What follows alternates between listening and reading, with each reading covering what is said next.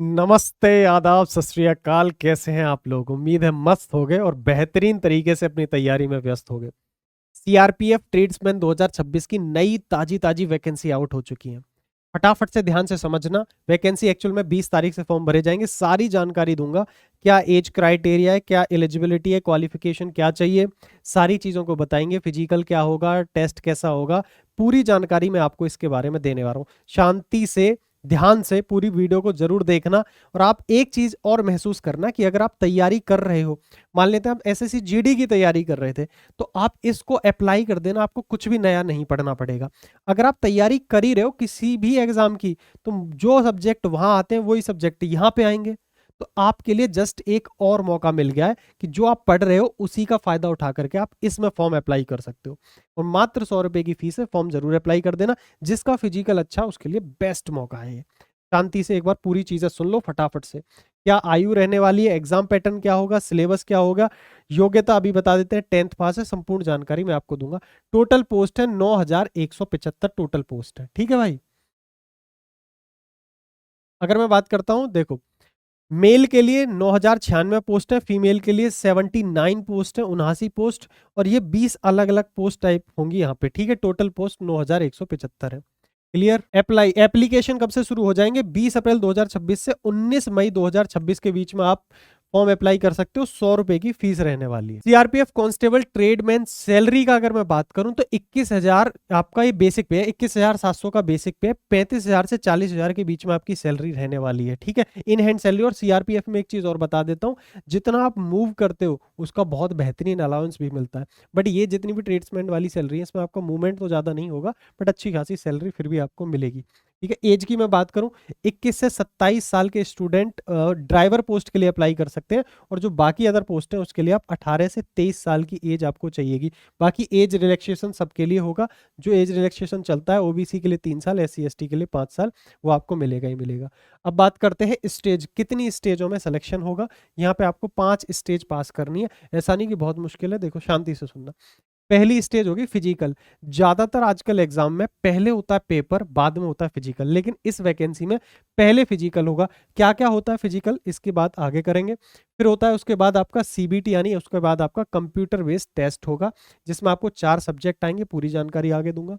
इसके बाद स्टेज 3 होगा। जिस भी स्पेसिफिक डिपार्टमेंट आप जिस भी पोस्ट के लिए जाना चाहते हो उससे रिलेटेड आपका एक ट्रेड टेस्ट या स्किल टेस्ट कराएंगे आपसे। जैसे आप मैकेनिकल के लिए जाना चाहते हो तो आप में कुछ जानकारी है या नहीं, उन सब चीज़ों के लिए होगा। बहुत मुश्किल नहीं होता, इजीली क्रैक हो जाता है। ठीक है। और डॉक्यूमेंट वेरिफिकेशन होगा आपका स्टेज 4। यहाँ पे आपका डॉक्यूमेंट वेरिफिकेशन के बाद आपका मेडिकल होगा और आप हो जाओगे सेलेक्ट बढ़िया तरीके से। बात करते हैं एजुकेशन क्वालिफिकेशन की। एजुकेशन क्वालिफिकेशन क्या है? अगर मैं ड्राइवर की बात करूं तो कैंडिडेट हु देखो, ड्राइवर के लिए एक तो लाइसेंस चाहिएगा, ये चीज समझ लेना। लाइसेंस, ड्राइविंग लाइसेंस, ठीक है, वैलिड ड्राइविंग लाइसेंस चाहिए इस चीज के लिए। इसके बाद कैंडिडेट सारे 10th पास तो होनी चाहिए। जो वैकेंसी है ये 10th पास के लिए है। ठीक है। कांस्टेबल, जो मोटर मैकेनिक के लिए देखो अलग अलग पोस्ट होंगी, आपको चूज करना है कि मेरे को कौन सी पोस्ट चाहिए। उसके हिसाब से मोटर मैकेनिक वाली अगर आप चाहिए तो इसमें आपको 2 साल का आईटीआई सर्टिफिकेट आपको चाहिएगा। ठीक है। Candidate who passed their 10th examination from any recognized board in India with 2 year ITI certificate will be eligible for this। इसके लिए ITI का सर्टिफिकेट चाहिए, ये चीज ध्यान रखना। कांस्टेबल की जो अदर पोस्ट है उनके लिए 10th पास होने चाहिए, या उनसे जो रिलेटेड वर्क है बस उसकी नॉलेज होनी चाहिए। बहुत ज़्यादा इसमें ऐसा कुछ नहीं है। और जो ट्रेड्समैन पाइनियर विंग है उसके लिए आपको थोड़ा सा वर्क एक्सपीरियंस मांगा है। 1 साल का ही सब बन जाते हैं। ये कोई मुश्किल ऐसी चीज़ नहीं है कि बहुत बड़ी चीज़ होगी। ठीक है। आगे मैं बात करता हूँ एग्जाम पैटर्न की। अगर एग्जाम पैटर्न की बात करें तो 4 ही सब्जेक्ट आते हैं। इसीलिए मैं बोल रहा हूँ कि अगर आप पहले से तैयारी कर ही रहे हो, ऐसा नहीं कि इसके लिए स्पेशल तैयारी करनी है।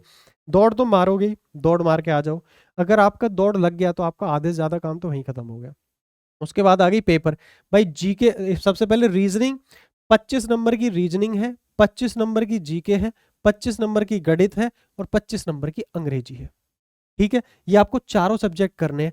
अगर मैं बात करता हूँ गणित की, तो अगर आप मेरे को पहले से सब्सक्राइब कर रखा है, फॉलो कर रखा है, तो तुम्हें अच्छे से पता होगी कि मैं बहुत बेहतरीन एक सीरीज चला रखी है हमने, धुरंधर सीरीज।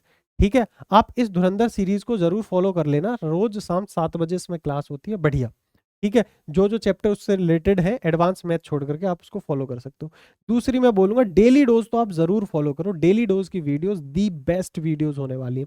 मैथ्स में आपका इंटरेस्ट 100% बढ़ेगा। रोज सुबह 8 बजे आप कुछ भी करो मत करो, रोज सुबह एक बार ये वीडियो देख लो डेली डोज वाली। उसके बाद पूरे दिन आपको जो काम करना है वो करो। रोज सुबह 8 बजे अगर आप 10-20 मिनट की ये वीडियो देखोगे, आपकी मैथ अपने आप धीरे धीरे इंप्रूव होती चली जाएगी और आपका मन भी लगेगा इसमें। ठीक है, मैथ की बात आ गई। ये 4 सब्जेक्ट आप पढ़ ही रहे हो, इन्हीं को पढ़ते रहो, फॉर्म भरते रहो और इसी से काम चल जाएगा। क्लियर है?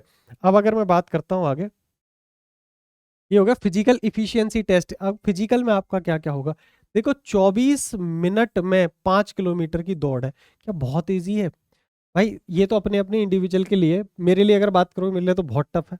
ठीक है, मेरे से नहीं लगती दौड़। लेकिन 24 मिनट में 5 किलोमीटर बहुत सारे बच्चों के लिए टफ नहीं होती। ये इन सभी यहाँ पे आप पढ़ लेना, चालक, सिपाही, मोटर मैकेनिक, इन सब के लिए। लेकिन कुछ अलग पोस्ट हैं जैसे रसोईया, जलवाहक, इन लोगों के लिए 10 मिनट में आपको 1600 मीटर की रेस मारनी है। ये तो मैं कहूँगा ये तो बहुत आसान है। 1.6 किलोमीटर 10 मिनट में मारना, ये तो कुछ है ही नहीं, निहायत ही आसान है। महिलाओं की बहुत ज्यादा पोस्ट इसमें है नहीं, महिलाएं देखना चाहें तो देख सकते हो। आपको 8 साढ़े 8 मिनट में 1600 मीटर, 12 मिनट में 1600 मीटर, दोनों अलग अलग पोस्ट के लिए। अगर हम बात करते हैं पाइनियर विंग की या इलेक्ट्रीशियन की हम बात करते हैं, तो इसमें 9 मिनट में आपको 1600 मीटर मारनी है। इसमें और कम और हल्का फिजिकल है। ये आपको पूरी जानकारी थी इन सभी चीजों की। अब बात करते हैं फिजिकल स्टैंडर्ड टेस्ट की, मापन की। बेसिकली आपकी मापदंड क्या होने चाहिए, आपकी हाइट होनी चाहिए 170 सेंटीमीटर मेल के लिए, और चेस्ट होनी चाहिए 80 सेंटीमीटर। एक्सपेंशन के बाद ये चेस्ट 85 सेंटीमीटर होनी चाहिए, यानी कि आपको 5 सेंटीमीटर का फुलाव आपका होना चाहिए। ऐसे सीना फुलाओगे चौड़ में तो वो 5 सेंटीमीटर कम से कम सीना फूलना चाहिए। फीमेल के लिए हाइट जरूरी होती है 157 सेंटीमीटर की हाइट चाहिए। लास्ट में टेलीग्राम अपना चैनल है, इसको जरूर फॉलो कर लेना। ये रहा, इस पे सारी अपडेट जो भी आती हैं वो आपको मिलती रहती हैं। स्किल अप सिलेक्शन से अपना टेलीग्राम पेज है। ठीक है भाई, बाकी कोई भी अपडेट आएगी धुआंधार तरीके से मैं आपको तक पहुंचा दूंगा। शांति से, समझदार बच्चा वो होगा कि तैयारी तो पहले से हम 4 सब्जेक्ट की कर ही रहे हैं, तैयारी तो हम फिजिकल की कर रहे हैं, तो क्यों ना इसे अप्लाई कर दें बस।